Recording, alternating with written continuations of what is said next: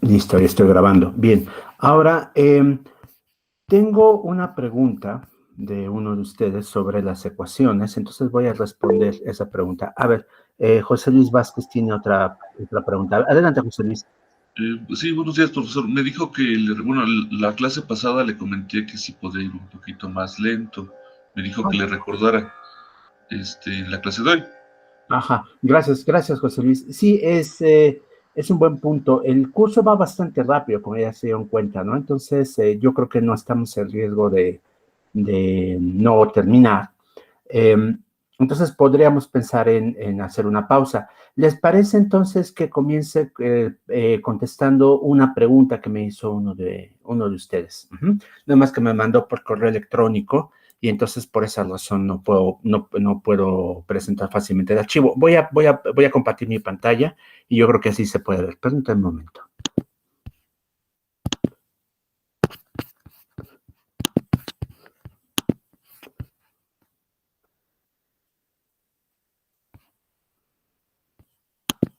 Ahí está. Bien.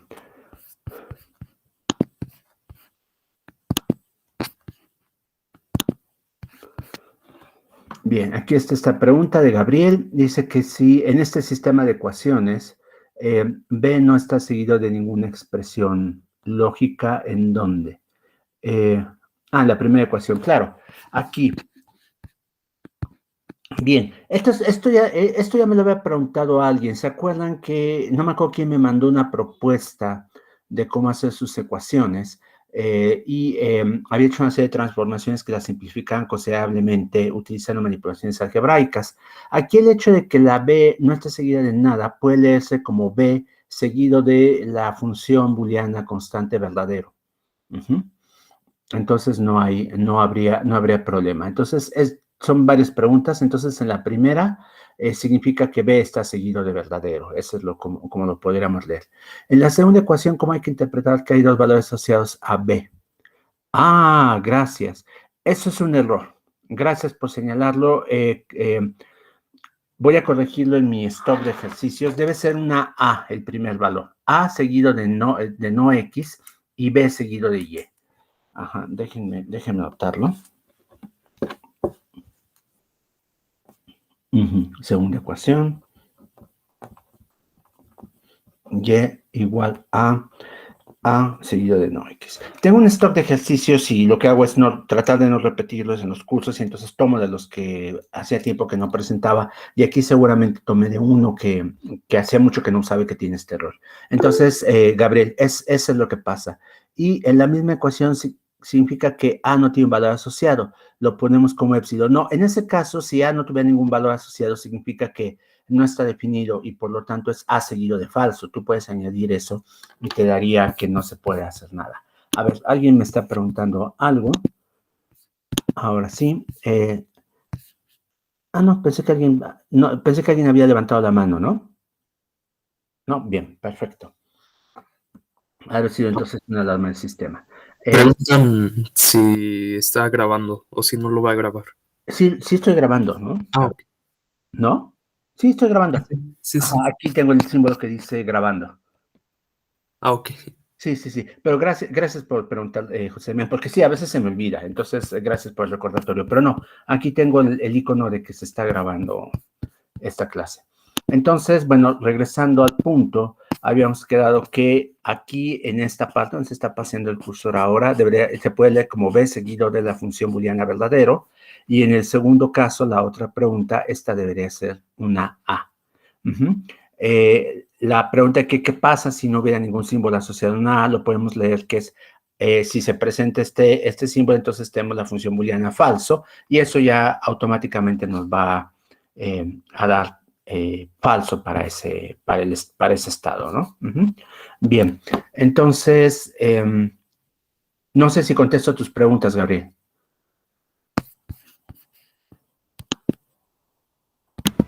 Sí, gracias. Bien, perfecto. ¿Alguien más mandó algo sobre estos ejercicios o sobre alguna otra cosa o tiene más preguntas?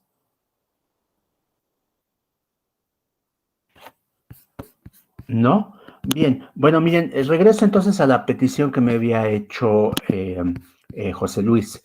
Vean, voy aquí a ver el calendario escolar de este semestre para ver cómo estamos, nada más para verificar ahí directamente el calendario que todo está bien. A ver, siguen viendo mi pantalla, ¿verdad? Bien, bueno, aquí como pueden darse cuenta, estamos a 6 de octubre. Y entonces nos quedarían 1, 2, 3, 4, 5, 6 clases. No tenemos la del lunes primero, pero el 3 sí, 7, 8, 9, el 15 tampoco, 17 sería 10, 11, 12, 12 clases tenemos. Entonces, y han transcurrido hasta el momento, déjenme ver. Empezamos el lunes. 1, 2, 3, 4, 5, 6, 7, 8, 9, 10, 11, 12, 13, 14, 15. 15, 16 clases han transcurrido hasta este momento. Nos quedan 2. Eso quiere decir que vamos un poco sobre la mitad del semestre. Y el material que hemos cubierto, yo creo que corresponde a pues más de la mitad del semestre. A ver, déjenme verlo. Podemos ver aquí con el número de láminas. Casi todas tienen más o menos el mismo contenido, entonces es un buen aproximado de lo que tenemos que hacer. En las primeras son 66 del primer tema. Del segundo son 56. Eso nos da, déjenme ver, 110 más, o sea, 122, ¿no? Bien, ahí está. Luego del tercer tema son 48, 122 y serían 130, 170, ¿no? 170. Y del último tema son 35, o sea, 105 láminas, digamos. Y entonces, en este momento, hemos cubierto 26 del primero, 26 y 66. No, de hecho, estamos cubriendo más o menos la mitad del curso. Tendríamos, déjame ver, 26, 72, 92. Estamos un poco por debajo de la mitad de los temas del curso. Yo creo que esto lo podemos solucionar sin necesidad de correr tanto, si pensamos entonces en hacer las réplicas fuera de clase, para no perder una clase completa en ellas, porque nos faltarían 3 réplicas. La última, pues, se va a hacer en periodo de exámenes, así que esa no me preocupa, pero tendríamos 2 réplicas más que hacer, y significa 2 clases menos. Bueno, pero había terminado con los lenguajes de Dake, ¿no? Me parece, iba con formas normales de Chomsky de Greibach. Entonces, alternativamente podemos revisar el contenido del curso. Este curso está planeado para un semestre completo y siempre me queda un poco de tiempo, pero es para un semestre presencial y en línea pues siempre se puede cubrir menos material. Entonces, yo les preguntaría, ¿los demás cómo sienten que va el curso? ¿Vamos demasiado rápido?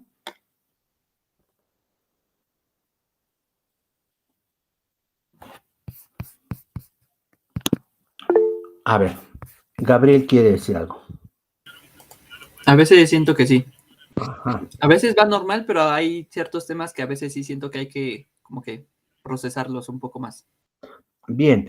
Bueno, miren, entiendo. Mi preocupación es que este curso no sea una repetición del curso de autómata de licenciatura para los que ya lo estudiaron antes. Entonces sí me gustaría cubrir los últimos temas, pero al mismo tiempo siento que si se va demasiado rápido, pues es una limitación del medio que estamos usando ahora. Un curso realmente en línea, no como pues lo estamos haciendo ahora, que es la pandemia nos fuerza a hacerlo así. Sino un curso realmente en línea tendría que tener materiales adicionales y una serie de cosas que permitieran avanzar a un ritmo más rápido, pero con más participación de ustedes. Eso implicaría que yo utilice otros métodos que no conozco, didácticos que no conozco, y pues creo que todos estamos de acuerdo que el virus nos agarró desprevenidos, ¿no? Esa es la verdad. Entonces, vamos a buscar un punto medio.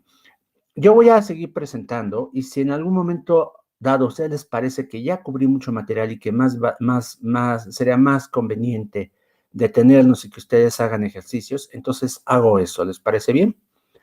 Y pues vamos a ver qué podemos cubrir del curso. Yo creo que tampoco se trata de forzar las cosas. No sé cuáles sean sus circunstancias personales de cada uno de ustedes, pero sé que hay muchos alumnos que pues requiere un esfuerzo importante el poderse conectar en línea y hacer una clase en estas condiciones, ¿no? Entonces, pues ahora sí que me rindo ante las circunstancias y hacemos eso. ¿Les parece bien? Sí, Bien. gracias. Bien, entonces voy a ver formas normales de Chomsky nada más el día de hoy y dejo las de Greibach para el lunes. ¿Les parece bien? Y bueno, si en algún momento dado también les parece que... bueno, yo creo que el lunes podremos cubrir otro tema más aparte de formas normales de Greibach, pero cubro las de Chomsky ahora, les da oportunidad de ponerse al día repasando las láminas o el libro a los que quieran hacerlo. Bien, formas normales de Chomsky. Vean, con gramáticas independientes del contexto, lo que tenemos es que pues hay mucha libertad, pero en realidad esa libertad es un tanto innecesaria, es superflua. Uno podría pensar que podemos poner aún más restricciones sobre la forma de una gramática y seguir todavía en la clase de lenguajes independientes del contexto. Vean, las formas normales de Chomsky y de Greibach tienen justo esa intención, ¿no? Dar reglas que nos permitan restringir qué tipo de producciones tenemos y al mismo tiempo esas restricciones no nos limitan en cuanto a los lenguajes definibles, más bien nos obligan a esforzarnos más en dar una gramática más precisa para estos lenguajes. Entonces voy a empezar con la forma normal de Chomsky, que suele abreviarse así, CNF, supongo que es, pero en inglés, Chomsky's Normal Form, y las gramáticas que tienen esta restricción, que tiene la forma normal de Chomsky, tienen reglas de este tipo, vean, son muy características. Tenemos producciones que son de este estilo. Un no terminal se convierte en dos no terminales, o bien un no terminal se convierte en una cadena de terminales exclusivamente, en un carácter de terminal nada más. Ahora sí, pregunta. Sí, disculpe, si podría maximizar la pantalla porque se veía todavía el calendario. Bien, gracias. Entonces sí, voy a cambiar el estilo de presentación. Voy a poner solo esa lámina y entonces yo creo que se va a ver más claramente. Gracias. Ahí está.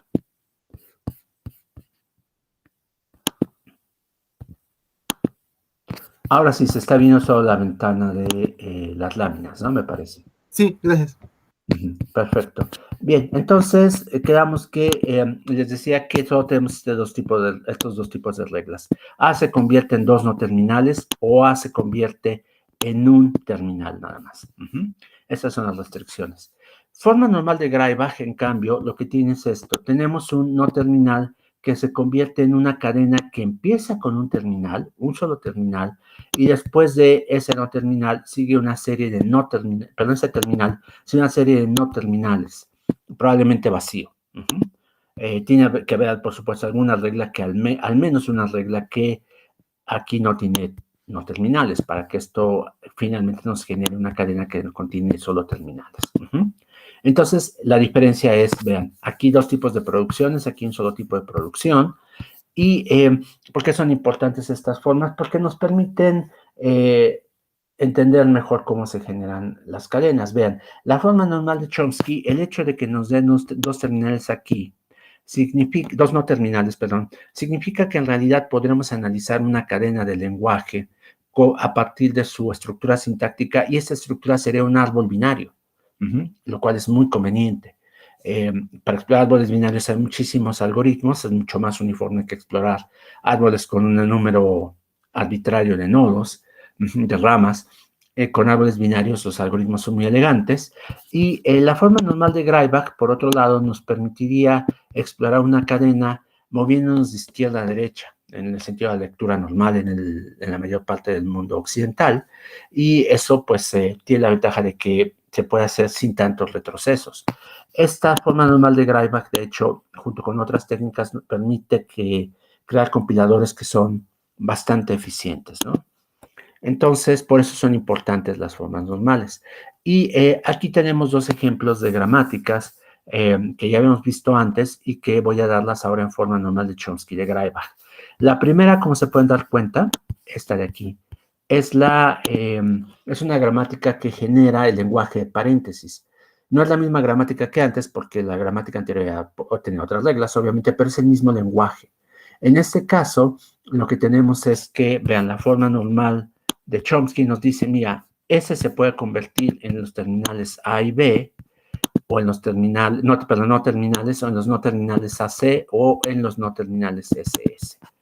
Esta ya la teníamos antes, pero estas no. Y a su vez, A lo que nos va a dar es un paréntesis que abre y B un paréntesis que cierra. Y esta C la estamos usando de tal manera que nos permite construir expresiones con paréntesis anidados. Vean, AC nos daría eventualmente un paréntesis que abre seguido de una S y una B que nos va a dar un paréntesis que cierra. La S a su vez nos permite generar más expresiones con paréntesis anidados. Entonces, esta, pues, a simple vista parece que genera el mismo lenguaje, ¿no? Por supuesto que se puede comprobar, no lo voy a hacer ahora porque más bien les voy a presentar un método para generar a partir de una gramática independiente de contexto arbitraria una forma normal de Chomsky, que genere el mismo lenguaje. La forma normal de Greibach, en cambio, sería esta, a ver. Primero tiene que darme un terminal, esa es la parte de las restricciones que tenemos, y después le decimos que nos puede dar varios no terminales o cero.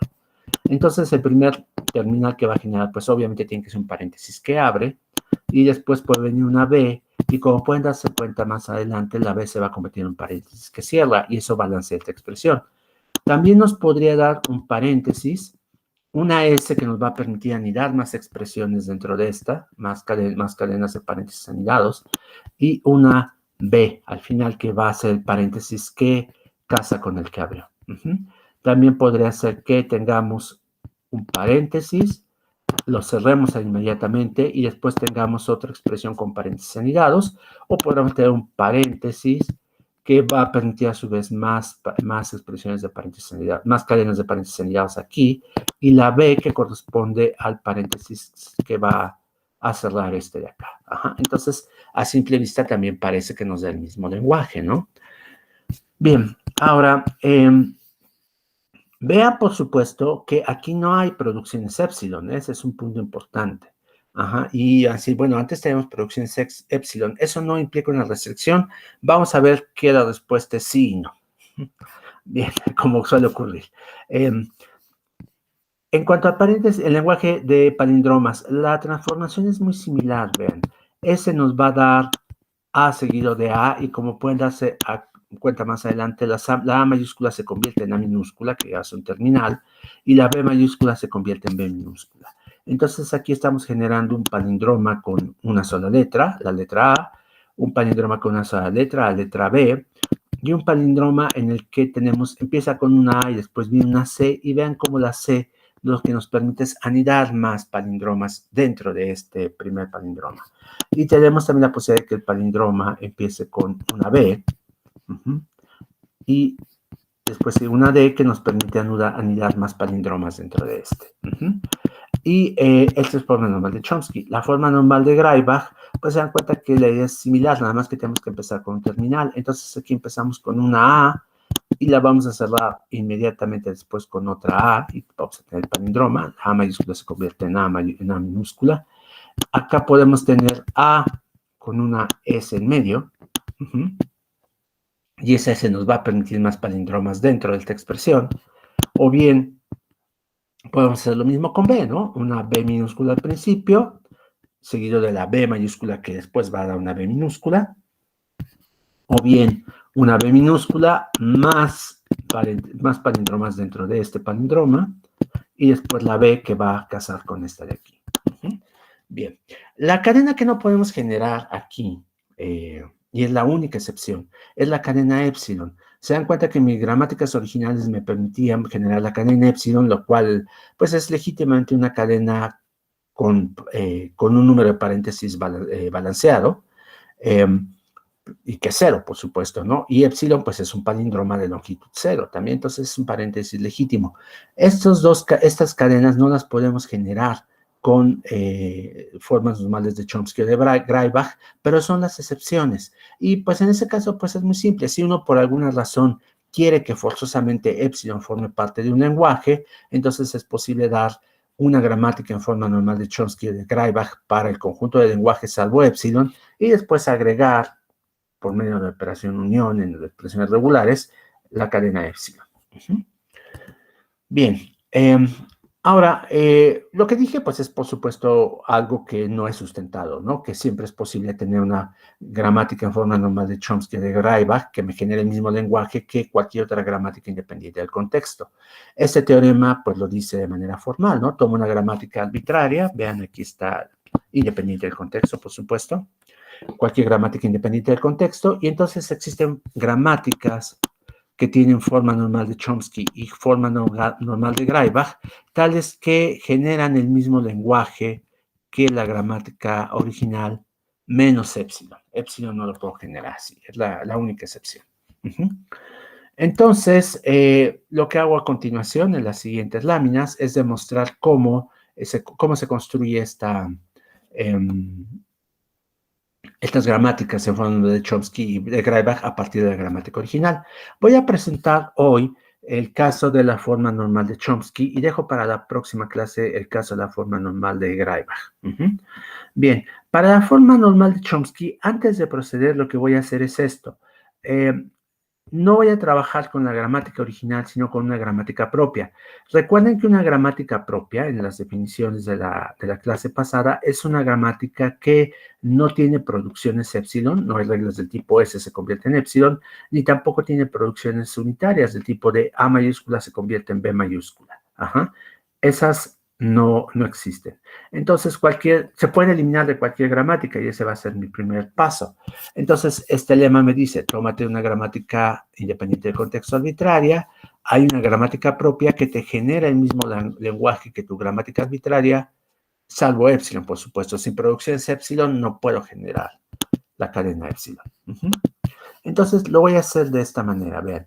Lo que voy a hacer es que mi gramática pues tiene ciertas reglas de producción y voy a agregar algunas reglas de producción adicionales y esta nueva gramática, este nuevo conjunto de reglas de producción lo voy a denotar por la flecha prima. Eso es lo que voy a hacer aquí, lo estoy subrayando en anaranjado. Bien, entonces esta flecha prima lo que va a hacer es la relación mínima que cumple los siguientes requisitos. El primero, contiene las reglas de producción originales. Segundo, vean, si resulta que A mayúscula me genera alfa seguido de B mayúscula y beta, y después beta se convierte en epsilon, entonces yo agrego la regla que me dice, pues mira, como B se va a convertir en epsilon, pues A te puede generar alfa seguido de beta. Quítalo de una vez. Bien, y para las reglas unitarias, si A se convierte en B, esa es una regla unitaria, y B a su vez genera gamma, entonces agrego la regla A se convierte directamente en gamma. Y lo que tengo que hacer, por supuesto, es que una vez que veo las reglas de producción originales, veo estos casos y agrego nuevas reglas, tengo que seguir calculando si no se presentan otras instancias a partir de las reglas que agregué. Por ejemplo, B en este caso, será un caso muy simple, A se convierte en B y B se convierte en C, entonces yo agrego la regla que A se convierte en C, pero sigue siendo una regla unitaria. Si C se convierte en algo, entonces tengo que agregar también esta. Y una vez que calculé todas estas cosas, pues lo que tengo es una gramática que va a cumplir, que va a ser esta gramática mínima, y es la gramática mínima que me hace falta. Para quien no lo voy a hacer porque, pues como les dije, tenemos algunas restricciones de tiempo, pero para los que se pregunten si este proceso no continúa infinitamente, la respuesta es no.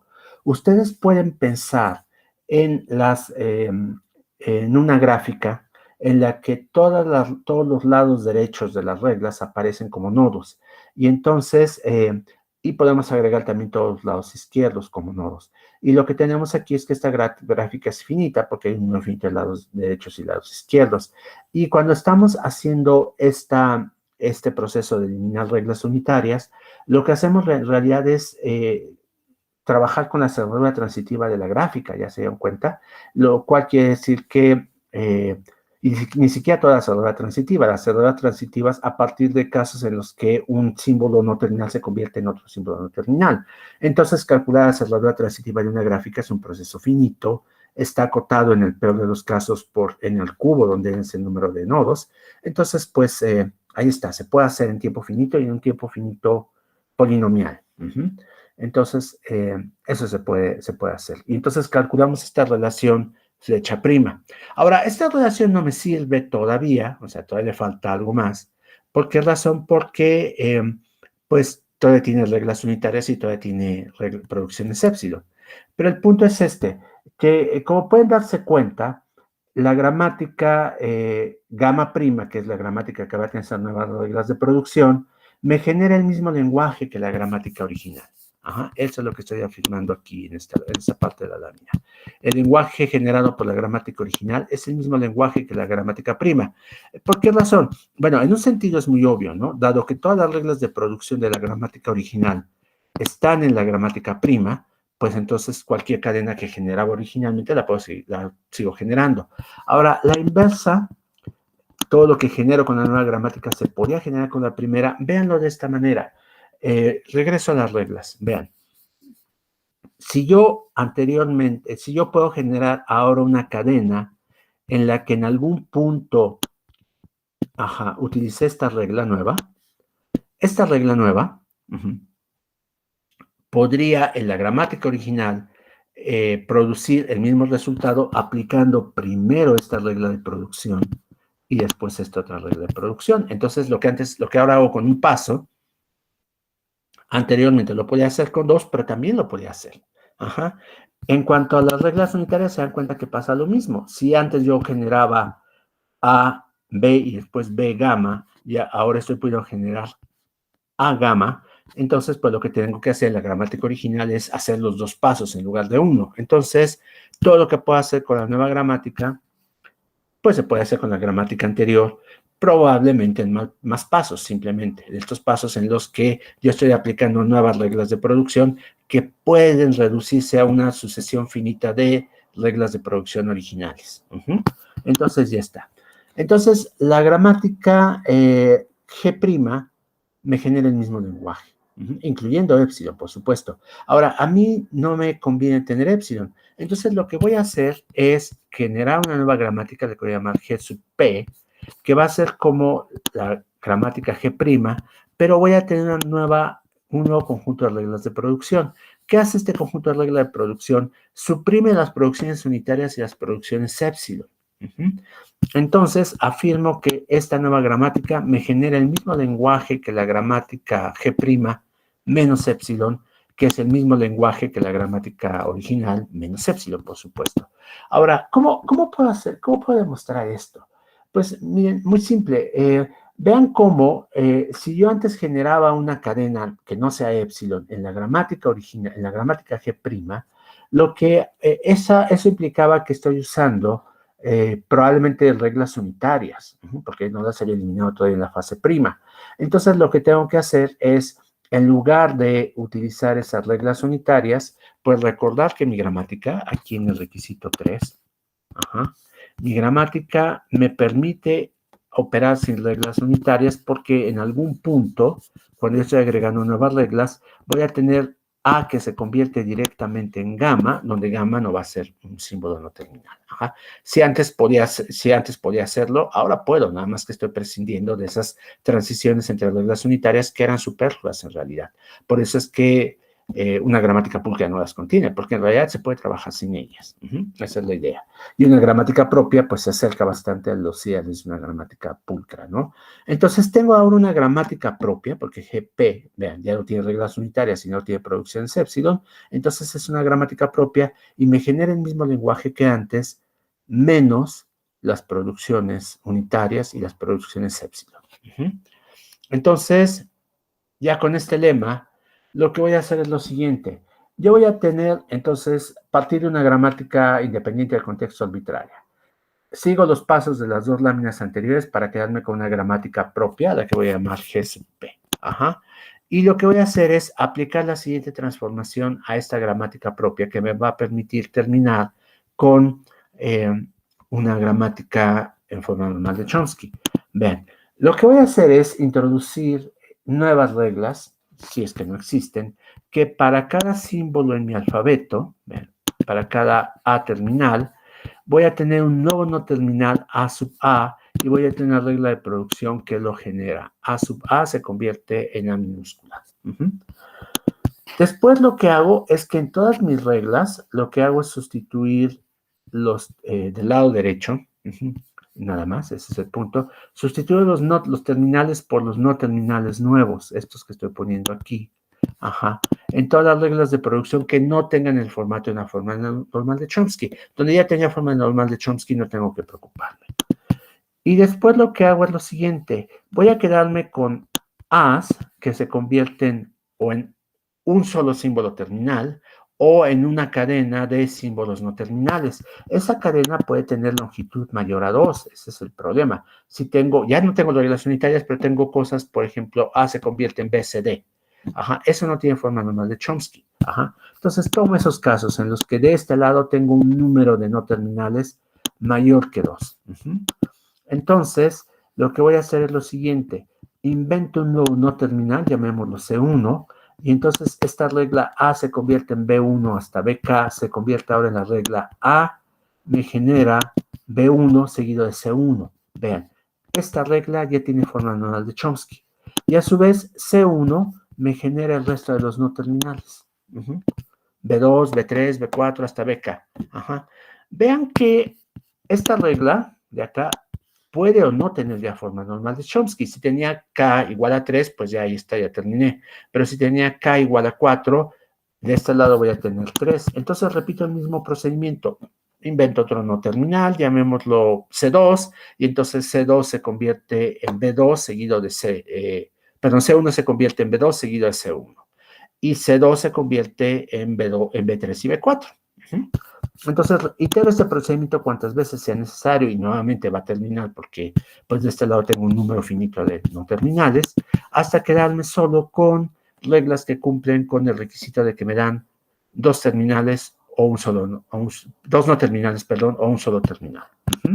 Entonces, lo que hago después es eliminar las reglas intermedias que no tienen forma normal de Chomsky. Ahorita lo que hice fue agregar más reglas. Estas reglas en realidad se agregan sustituyendo a las ya existentes. Voy a hacer un ejemplo, ¿les parece bien? Permítanme un momento.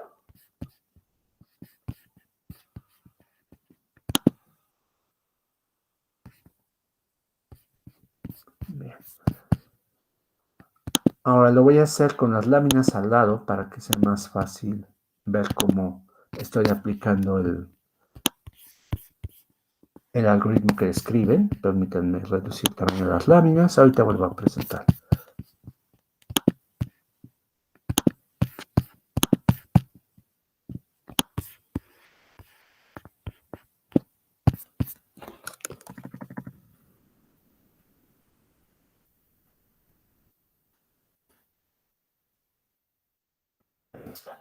Y un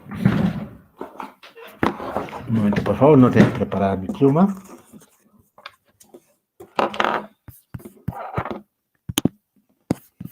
Ahora sí, presento la pantalla completa.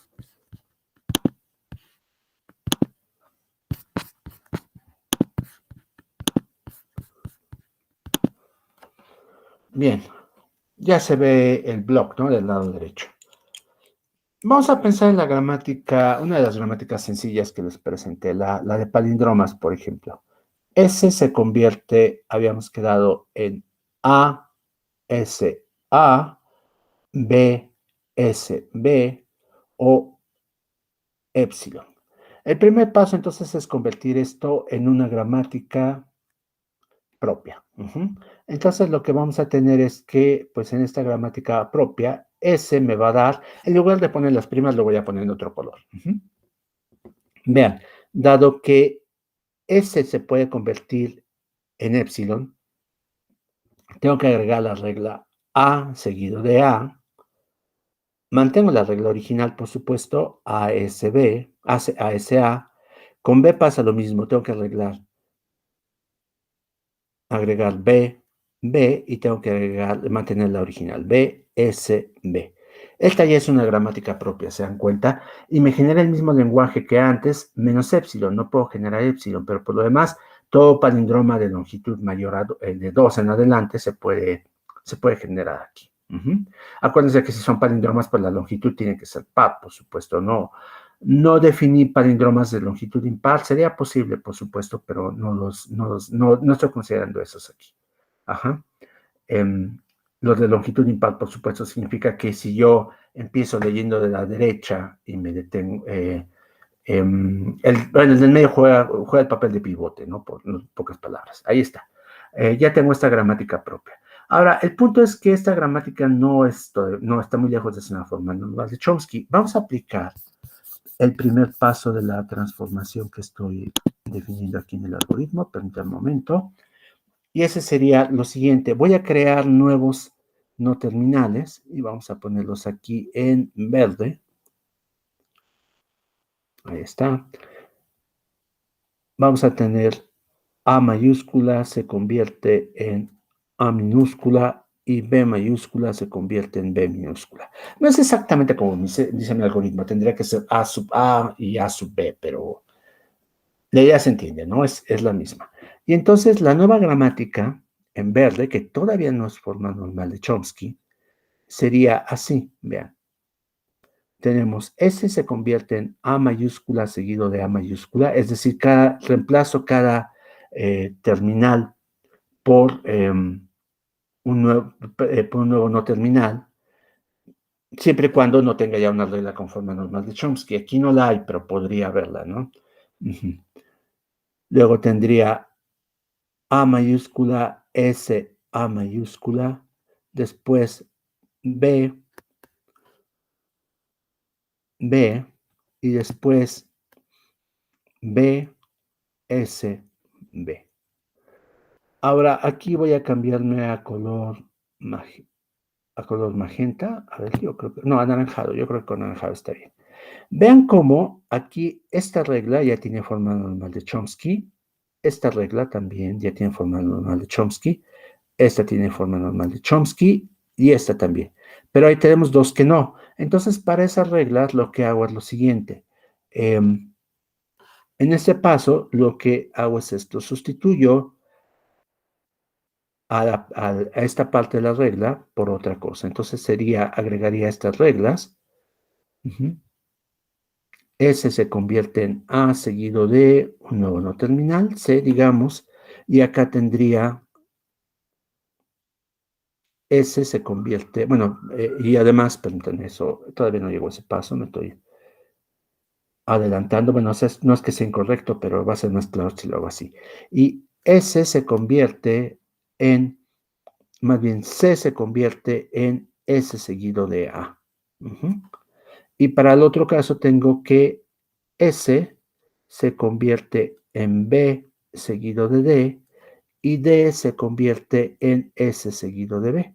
Entonces lo que hago es suprimir esta regla, me quedo con las otras que ya tenía marcadas aquí, con esta también la conservo esta otra de aquí. Estas reglas ya tienen forma normal de Chomsky.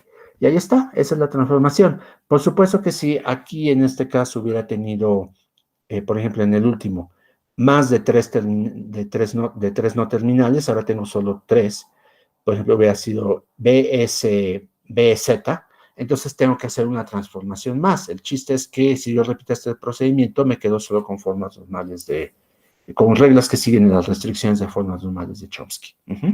Bien, ¿se entendió el procedimiento? ¿Sí? Bien, entonces, perfecto. Igual si tienen dudas me pueden mandar consultas después. Hoy subo las dos clases, la de lunes y la de hoy a la página para que puedan consultarlas, los que quieran hacerlo. Y por lo pronto, entonces, siguiendo la petición de varios de ustedes, me detengo en este punto. Seguimos el lunes con formas normales de Greibach. A menos que haya algún comentario, pregunta, por supuesto. ¿No? Bueno, entonces primero dejo de presentar. Voy a dejar de grabar. Permítanme. Perdón, Gabriel tiene una pregunta. Ya vas a... Bueno, todavía estoy grabando. A ver, dime, Gabriel. Sí, es nuevamente de la tarea. En el ejercicio 3, Ajá. aparte de hacer el autómata, hay como varios requerimientos del lenguaje de programación. No entiendo de qué va. Ajá. A ver, déjame ver. Ejercicio 3. Construye autómata de diccionario para el conjunto tal. A ver, permítanme. Voy a presentar esa parte y todavía estoy grabando, entonces no hay problema, ¿eh? Permítanme. Voy a presentar los ejercicios y también José Luis tiene una pregunta. Entonces voy primero con la de Gabriel y después con la de José Luis. Todo el mundo está viendo los ejercicios, ¿no? Ajá, bien. Entonces, en el ejercicio 3, decías que pasa que, perdón. Perdón, no de los ejercicios, sino de la tarea. La tarea. Ajá, de la tarea. Ajá, bien. Entonces déjame presentar la tarea. Ajá. Aquí está, tarea 2. Ya está. Y ahora la voy a presentar en pantalla porque se no la estaba presentando. Perdón, profesor, pero creo que hay una confusión con el compañero porque la especificación del lenguaje de programación es para las siguientes preguntas. Yo creo que esa es la confusión. Ajá. Bien. La Sí. especificación del lenguaje que viene ahí es para la pregunta 4 y 5. Ajá, así es. Exactamente. Gracias por señalar eso, José Luis. Sí, mira, aquí el ejercicio 3 concluye, es esto que está en anaranjado nada más. Lo que sigue, como decía tu compañero, es la especificación del lenguaje que se va a considerar para las preguntas 4, 5 y 6. Sí. Ajá, exactamente. Entonces, eso es lo que pasa. No sé si eso es lo que estás preguntando, ¿verdad? Sí, eso era. Bien. Es una limitación de mis definiciones en LaTeX. Realmente esto debería aparecer sin margen, debería aparecer a la misma altura de aquí para que se entendiera que no es parte de esto. Esto es muy difícil de hacer en LaTeX. Lo que yo hago es generar automáticamente listas de ejercicios a partir de ejercicios ya construidos. Tengo una serie de macros que construyen tareas específicas cuando yo les doy la lista de los ejercicios que quiero. Eso es muy práctico para mí. Creo que es bastante elegante. No sé de nadie que tenga macros similares en el mundo del LaTeX. Yo me considero un programador muy competente en LaTeX, pero tiene este defecto y no encontré una forma de solucionarlo. Entonces, perdón por la confusión. Bien. ¿Alguna otra pregunta entonces sobre...? Yo, profesor. Sí, adelante, José Luis. En el ejercicio 9, para que aplique el algoritmo CKY, evidentemente tengo que usar mi gramática que definí en 4, pero quería saber si me limito solamente al conjunto de producciones para la generación de expresiones booleanas o tengo que utilizar toda mi gramática.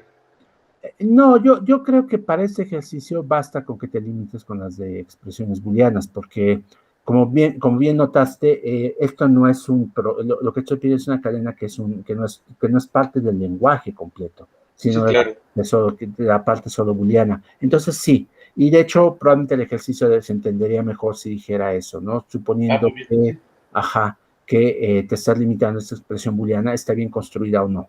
Ajá. Perfecto. Entonces, pues bueno, especificar eso en ese ejercicio que ya es el último que me falta. Gracias, profesor. Bien, perfecto. Pues qué bueno que ya estás a punto de terminar.